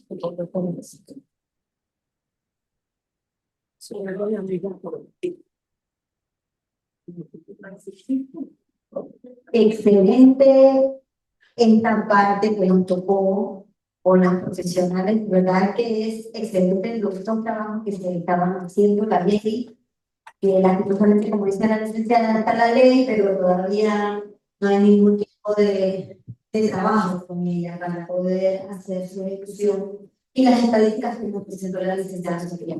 Para eso vamos a llamar, vamos a darle su certificado, vamos a llamar a la licenciada Gladys Miller, a la profesora Aracelis, y vamos a aprovechar que la licenciada Cecilia sí pudo reincorporarse nuevamente, no le habíamos entregado el certificado, a Sagrario para que venga también a entregar certificados. Por favor, pase el licenciado Magali y...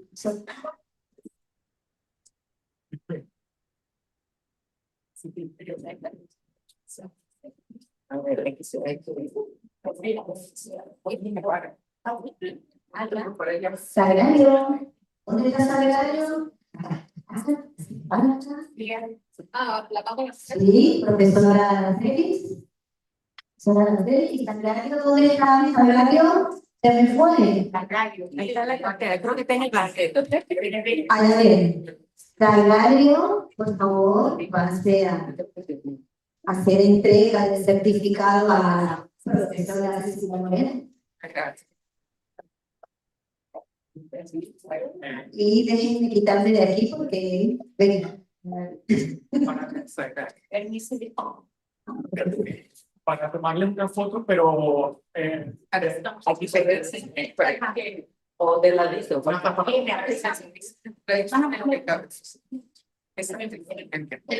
De ladito sí, cabrón. así. Eso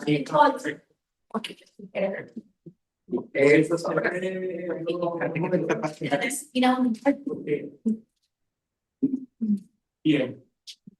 Gracias. Si hay otra gente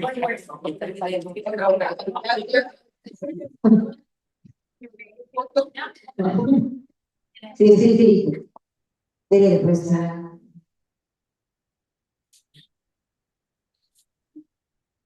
muchísimas gracias. Y ahora, como siguiente punto, como siguiente punto, vamos a experiencias de mujeres mayores y trabajo comunitario aportando al desarrollo del país. Esta sección nosotros queremos dejar micrófono abierto a voluntarias, personas voluntarias, mujeres voluntarias que desean compartir sus experiencias con respecto a todo el trabajo comunitario o a veces hasta familiar que han tenido y que ustedes creen que están aportando al país. Así que los micrófonos están abiertos para las que están presentes y quieran exponer con todo esto que hemos hablado en el día de hoy sobre el cuidado, sobre lo que es el derecho de las mujeres y sobre todo de las mujeres mayores. Así que los micrófonos son abiertos para los que quieren, las que quieren dar sus experiencias. En esto tenemos 15 minutos para poder participar, aunque sea 2 o 3 mujeres que quieran dar la experiencia de todo lo que... Mira que no veo preguntas, sino que más que todo queremos que ustedes aporten, que ustedes nos digan esas experiencias que ustedes han tenido, sobre todo también en la comunidad. Así que micrófonos abiertos. Lo que sí vamos a pedir que vengan acá porque estamos grabando y eso, entonces... Ok, un aplauso para la licenciada que va a dar su intervención. Muchas gracias. Buenos días a todos y todas.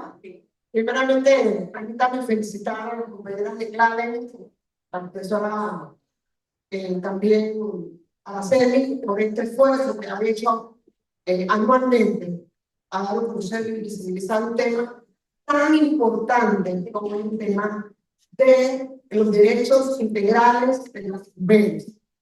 Que queremos acentuarlo así porque es un tema que está por construirse en Panamá, como ustedes lo han dicho. Nosotros tuvimos la oportunidad de en 5 años construir y dejar toda una institucionalidad enmarcada en derechos humanos y que fueron un trabajo no solamente dentro del Ministerio de Desarrollo Social, sino que acompañado por la sociedad civil y por organismos internacionales y por expertas en temas que fueron las que colaboraron y construyeron junto con nosotros esos documentos. Ustedes lo han visto, la ley del Sistema Nacional de Cuidado está allí y tiene que seguir implementándose. Se le dio un piloto en Juan Díaz, se le dio un grupo de mujeres, se capacitaron 100 mujeres como cuidadoras de la parte de ese beneficio y que debe continuarse para que nosotros efectivamente estemos prestos a tener un sistema fortalecido de manera que no hagan en 13 años sin hacerlo. Lo otro que quiero contar que es importante, yo he sido una militante del trabajo de las mujeres desde los 15 años, desde el tema de adolescencia, y he trillado con muchos caminos, inclusive en el camino político. Y les quiero decir algo que después de tantos años estoy convencido. Si nosotros en Panamá queremos seguir haciendo las cosas igual que siempre se han hecho, no vamos a tener cambio en la participación activa de las mujeres. Primero porque los partidos políticos todos están en crisis. Y si ustedes están viendo lo que está pasando actualmente, a veces que no hubieran escuchado, no hubieran visto lo que el mensaje de la última elección le dio a toda la sociedad en regresar a los partidos políticos. Se está hablando nuevamente de reestructurar lo mismo, pero ¿con quién? Con las mismas personas de siempre. ¿Habrá cambio? Si es la misma gente, en su mismo ambiente, no habrá cambio. Y eso afecta fundamentalmente al tema de las mujeres. Otro tema importante en el tema de la construcción y alianzas. Ustedes lo hablaron por ahí. No hay alianzas. Las mujeres políticas creen que pueden hacerlo todo No, señor. Tiene que haber una alianza fuerte con la sociedad civil, con la academia, con la gente interesada, con los jóvenes, que hacer un cambio fundamental en este país. Si no se hace ese cambio, nada va a pasar. Ahí tenemos la ley, nosotros trabajamos con Parlatinos, trabajamos con Naciones Unidas, con otros mujeres haciendo la ley de paridad, una norma marco para toda la América Latina. ¿Y qué se hizo? Ahí está de nuevo discutiendo de lo mismo en el tribunal electoral, con las comisionales en el tribunal electoral, ahora la comisión de lectura electoral, la persona que preside la comisión, ni siquiera permite hablar, que es una persona impertinente, maleducada, misógino. ¿Qué es lo que puedo decir al señor que está ahí, dirigiendo la comisión de lectura electoral? Un señor mayor, o sea, el paso que está recién llevado al tribunal electoral. Entonces, comenzando por allí, sí, son tantas cosas que les quiero decir, pero vuelvo y repito, si el tema no lo traemos aquí, si la sociedad no es convencida, como se ha dicho a las compañeras de forma de varios partidos políticos, no va a pasar nada. Seguiremos en la misma situación y aún peor, como dijo Isabel Allende. Ahora los grupos retrógrados a nivel mundial están realmente superando todo lo que ha sido los avances de las mujeres en el mundo. Para no nos escapamos. Gracias. Sí, muy preocupante que tengamos la ley que no estemos ejerciéndola. Miren, por tiempo, nosotros de todos modos queremos que la licenciada Susana Muñoz pueda abrir un debate un poquito con los dos videos que nosotros presentamos. Hay dos paneles. Discúlpeme, para la logística, hay dos paneles.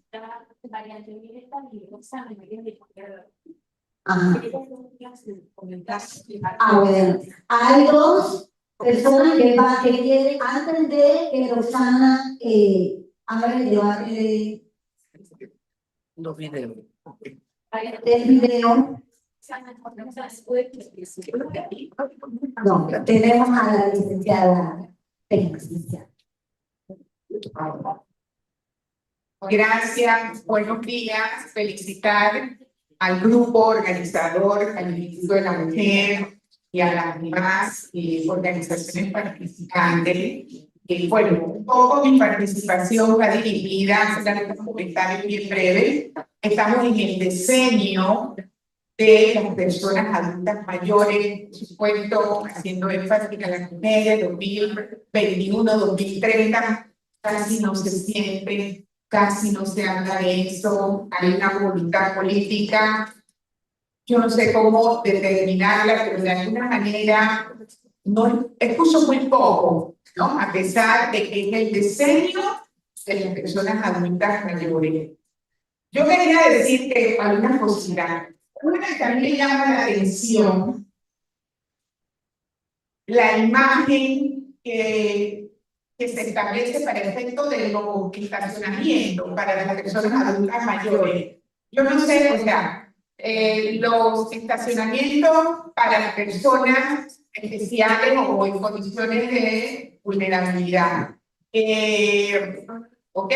Ponen las personas con discapacidad, que lo sabemos, y ahora tenemos de las personas embarazadas, mujeres embarazadas, pero de las personas adultas mayores, no sé si es un tema mío que lo ha visto, ponen a un señor con un bastón, ¿no? Entonces, y en otros enlaces he visto un lenguaje así como personas decrépitas, ¿no? Y un poco peyorativa. Entonces, eso lo traigo a colación por el tema de las imágenes también que proyectan de las personas adultas mayores. Lo otro es que recientemente estuve en el aeropuerto y me llamaba la atención ver a dos personas adultas mayores, una pareja, y estaban tratando de hacer su check-in. Y la persona de la aerolínea le decía, ellas buscaban como apoyo.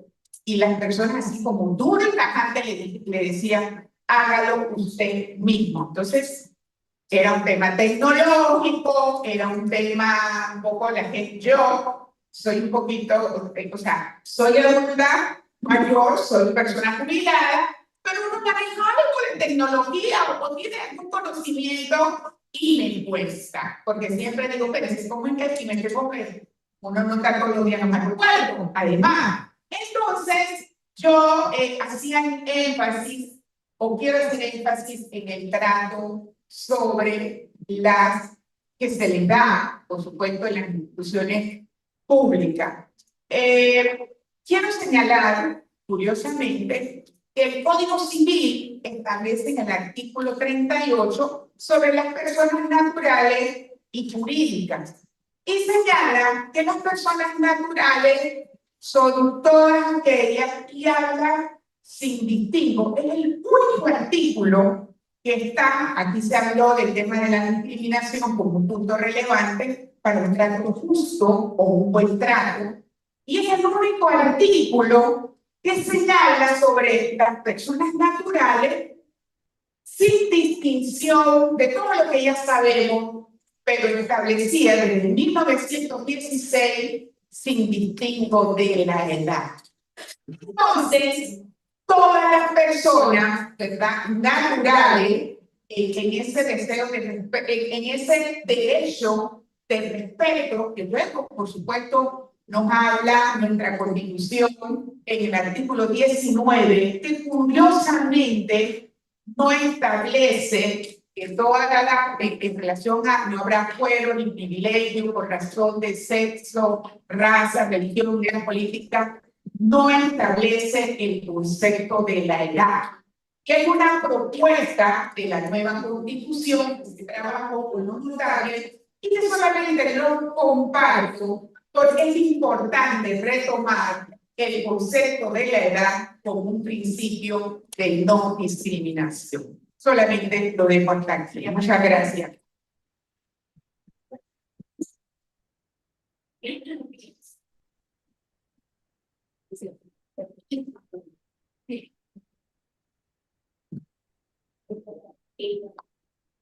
Buenas tardes. Toma el micrófono. ¿Qué tal el micrófono? Bien cerca. Bien cerca. Sí. Buenas tardes, buenos días. Buenas tardes. Buenas tardes ya. Mi nombre es Roxana Hurtado, represento al Ministerio de Desarrollo Social. Y en este caminar, trabajando con algunas juntas comunales, porque estamos tratando de incidir desde estos espacios, porque hay una población que cubre la calle, que cubre Misa. Hemos tenido la experiencia de trabajar con algunas ya de ellas, y por ejemplo, en el caso de Caledonia, nos decían que habían hecho una investigación, y por ejemplo, en el área de Peretí, que está bien cerca de aquí, hay una población, sobre todo de mujeres mayores, que no salen a ningún lado por temor a caerse, o ustedes saben todo lo que pasa en nuestros entornos. Estamos trabajando para, como les señalaba, para incidir en esos espacios, y nos hemos encontrado que la población está ávida de estos espacios. Nosotros estamos trabajando con algunos materiales que estamos diseñando y que estamos procurando también tener para promover todo el tema del envejecimiento saludable y de los derechos de esta población, porque no lo conocen. Entonces ese es el primer paso, ir hacia ellos, porque definitivamente hay que cubrir estos espacios para que la gente tenga otras opciones. Y definitivamente la mayoría de los grupos están conformados por mujeres. Hay un grupo que son alrededor de 200 personas y solamente tienen 11 hombres. ¿Ya? Entonces esto es todo un tema cultural, sabemos por qué el hombre no entra a estos grupos. Pero además, el 1 de octubre quería señalarles que se hace el lanzamiento de unos stickers para automóviles de personas mayores. Esto se ha consensuado también a nivel de grupos de personas mayores, porque una de las recomendaciones que dimos cuando pasó el documento es que hay que segregar los espacios y que estén identificados de manera también de no generar mayor edadismo ni mayores situaciones que comprometan la seguridad de la persona, porque sería de fácil identificación, como en otros contextos, pero recordemos que nosotros no vivimos la experiencia de los países asiáticos, así que sí hemos hecho algunas recomendaciones al respecto. El 1 de octubre van a escuchar porque es el Día Internacional de las Personas Mayores que se haga el lanzamiento. Por ahora no puedo dar el mayor detalle. Pero sí, definitivamente que estamos incursionando en los ámbitos locales. Es necesario y es indispensable que esa población también sea cubierta con los temas y los abordajes que estamos llevando. Muchas gracias.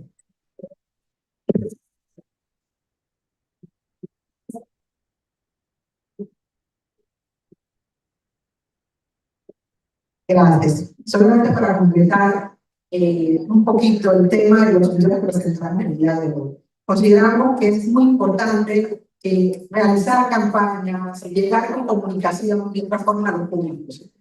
Los videos son una manera muy efectiva de alcanzar distintas audiencias. Entonces, por eso queríamos también presentárselos, vamos a compartirlos para que también ustedes lo puedan compartir en sus redes sociales personales si les gusta o las personas que conocen. El primero de desaparecidas, y sí es un proyecto audiovisual que realizamos a partir de dos investigaciones muy importantes, que hacen para la educación de la parte de CEPA y Clares. Clares fue la directora de este proyecto, pero sobre todo se hizo con la participación de investigadores de diferentes provincias. ¿Y qué encontramos ahí? En vez de seguir haciendo estudios que sí que son importantes, hacía falta esta incidencia a través de un instrumento que nos permitiera conversar y revelar diferentes aspectos que rodean la desaparición de las mujeres aquí en Panamá. Uno, esta idea de que no son muchas. Dos, de que si se van es porque se quieren ir. Incluso se hablaba de evasiones voluntarias, cuando como bien lo reflejaban en nuestros encuentros, si una persona, una joven, se va de su casa, seguramente hay un problema detrás del fondo que se debe investigar. Hay falta de estadísticas. Se avisa que hay una persona desaparecida, pero no se dice, no hay una estadística que dice cuándo apareció, dónde apareció o en qué forma apareció. Entonces hay diferentes elementos que rodean el tema de desapariciones en Panamá que nosotros no queremos que sigan desapercibidas, sino que se hable del tema, que se tomen medidas, y sí han habido avances, ¿no? Como la del PAM, como una unidad que se está encargando ahora una fiscalía de desapariciones, pero las queremos hacer más invisibilizar dentro del tema. Y el siguiente video que tenía que ver con el tema de cuidados, también nos parece un aporte importante, no realizado directamente de nosotros, pero sí un aliado como es el PNUD, donde muestra de maneras diferentes cómo todos podemos incorporarnos al tema de cuidados, ¿no? Y consideramos que desde el punto de vista de comunicación es también una manera de inspirar, de generar conversación, y es de esa forma como podemos ir generando cambios poco a poco. Reiterando el agradecimiento que sentimos de que estén todas y todos hoy aquí, acompañándonos y participando de esta actividad que lo que quiere sobre todo generar más conversación, seguir hablando del tema y proponer soluciones desde diferentes áreas. Gracias.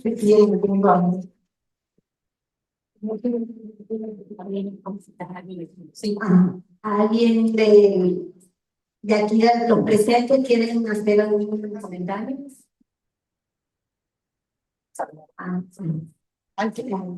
Por favor.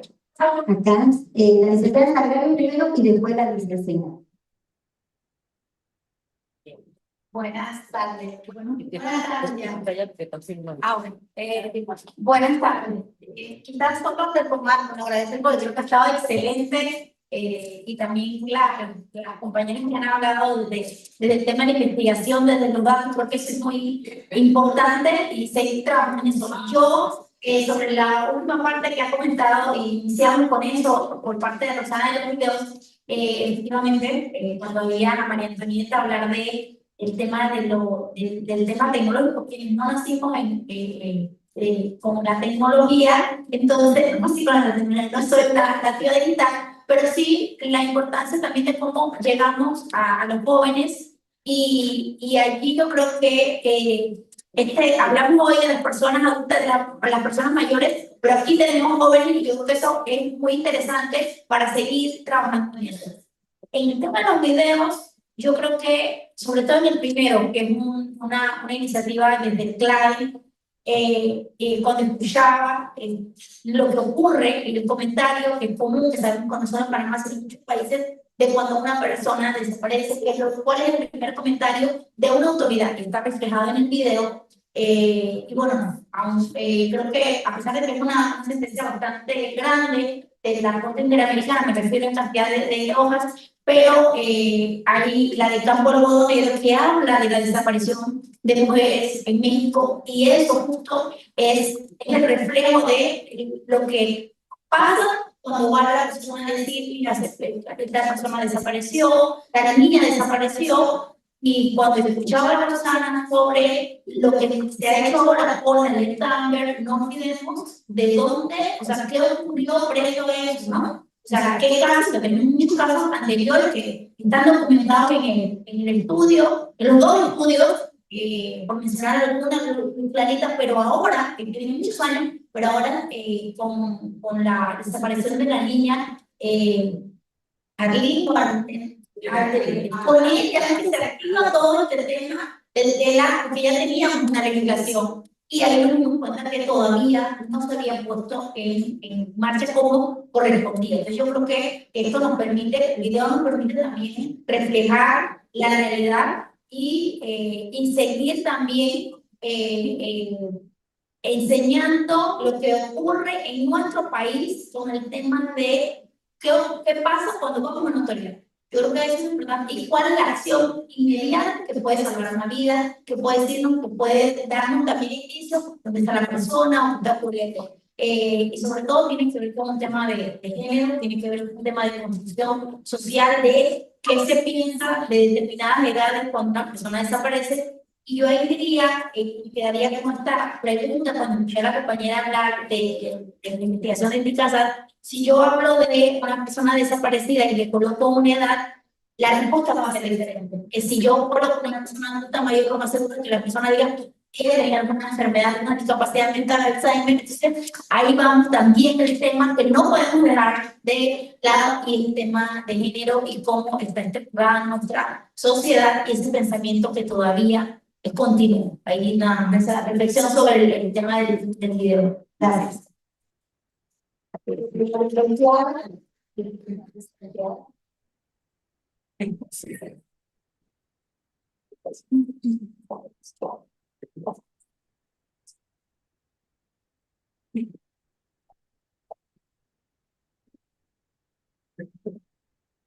Buenos días, me siento muy complacida de estar aquí. Soy de Santiago de Agua, soy trabajadora social y soy exalcaldesa del distrito de San Miguel. Y creo que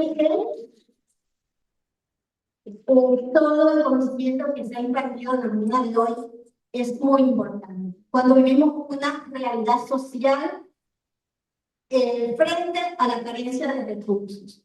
Como municipalidad tenemos demasiadas situaciones sociales desde el punto de vista de personas que nos solicitan apoyo económico para gastos de medicamentos, gastos de citas a la ciudad por diferentes situaciones de salud. Entonces, para nosotros es un desafío como municipio. ¿Por qué? Porque no contamos con los recursos. Y me quedo con lo que dijo la licenciada Instituto Unicasa, que tenemos que fortalecer la institucionalidad. Todas las instituciones que tienen que ver con la atención del adulto mayor. Llámese MIDES, MINSA, nuestra Carta Magna dice que es el Estado quien tiene que velar por la salud de todas las personas. ¿Y dónde queda el derecho del adulto mayor? Lastimosamente se refugian buscando un apoyo económico en nuestra institución que muchas veces no tenemos. Muchas veces le digo, yo reparto el fondo que hay como una buena madre, a todos un poquito. No resuelvo la situación, porque eso no va a resolver la problemática. Necesitamos más recursos. Me quedo también que tenemos que empezar a educar a la población, fortalecer ese pilar porque es fundamental. El derecho del adulto mayor. Muchas veces las familias se deslindan de la responsabilidad de sus parientes. O sea, me llega un caso al municipio, ¿qué hago?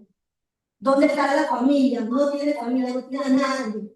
En Santiago nos ocurre una situación. Nos llevan personas con trastornos mentales y los abandonan públicamente y llega la referencia al municipio.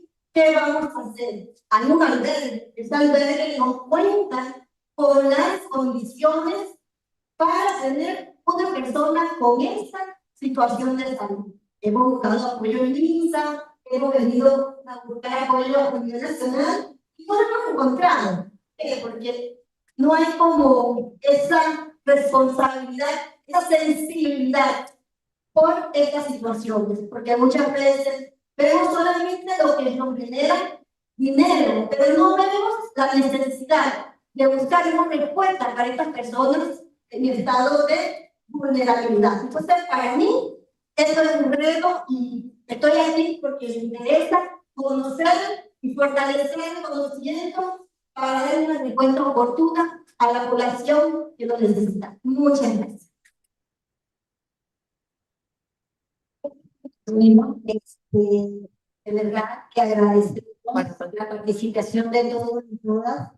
El proyecto, esta conferencia de la octava conferencia de derechos humanos de las mujeres mayores, Panamá 2025, mujeres mayores internacionales y participación política, les agradece. Voy a clausurar. Sí, sí, la clausura. Aquí está la persona de la izquierda. ¿Quieres conversar? A clausurar. Sí, vamos a clausurar ya. ¿Te quieres? Ok. Tenemos ya las palabras finales de la profesora Araceli Fernández Equivoque del Ministerio y el Instituto de la Mujer, para no equivocarme. Así que, profesora, los micrófonos son suyos para clausurar. Buenas tardes a todas y a todos. Voy a tratar de hacer un mensaje optimista. En primer lugar, darles la más cordial bienvenida, porque ya estamos en la clausura de la Universidad de Panamá, reiterar que este es un espacio abierto a todas las organizaciones, a todas las ideas y a todo lo positivo que hacemos. En segundo lugar, señalar que sí somos capaces de hacer alianzas, hacemos alianzas todos los días, y aunque parezca que no avanzamos.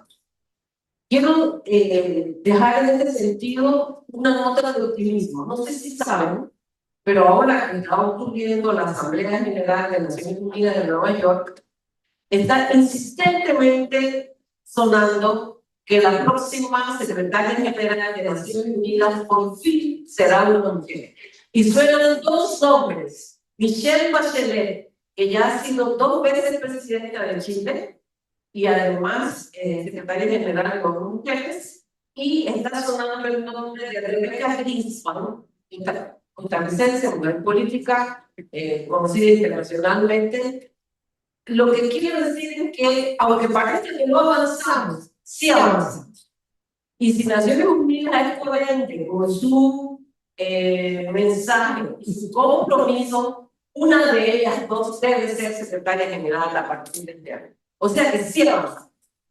Segundo, ahora que acaban de ocurrir en México la celebración de la primera conferencia mundial sobre la mujer, que fue en septiembre de 1975, se aprobó el compromiso de Tlatelolco, que precisamente es para fortalecer lo que se ha llamado la sociedad, la economía, la sociedad, la política, el arte, la economía, la educación no funcionan sin el sistema de cuidados, porque todos los seres humanos necesitamos, además de ropa limpia, alimentación, todos los seres humanos necesitamos afecto, pertenencia, bienestar. y lo que produce el cuidado precisamente es bienestar.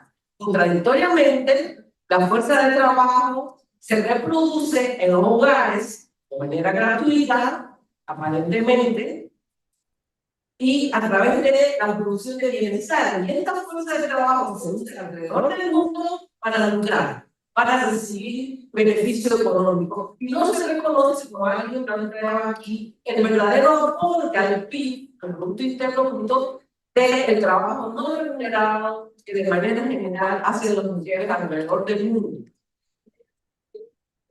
Positivamente. Quiero decirles también para las personas que no se dieron cuenta que la semana pasada el Instituto de la Mujer de la Universidad de Panamá hizo su congreso científico muy exitoso. Está en YouTube absolutamente todo. Y quiero decirles que uno de los compromisos, y lo voy a hacer, que a los cuales llegamos la semana pasada, es hacer, igual que lo ha hecho la sociedad civil durante varios periodos, hacer un pacto electoral con todas las personas que se candidaticen en la Universidad de Panamá, ya sea para la rectoría, para los decanatos o para la dirección de los centros regionales y las extensiones.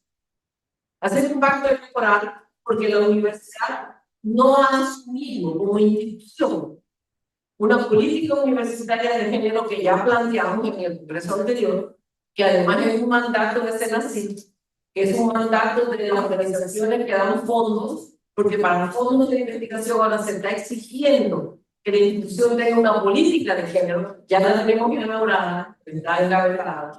Además también ya se ha hecho llegar a las autoridades un protocolo para el tratamiento y el debido proceso de acoso sexual que fue tratado en el Congreso.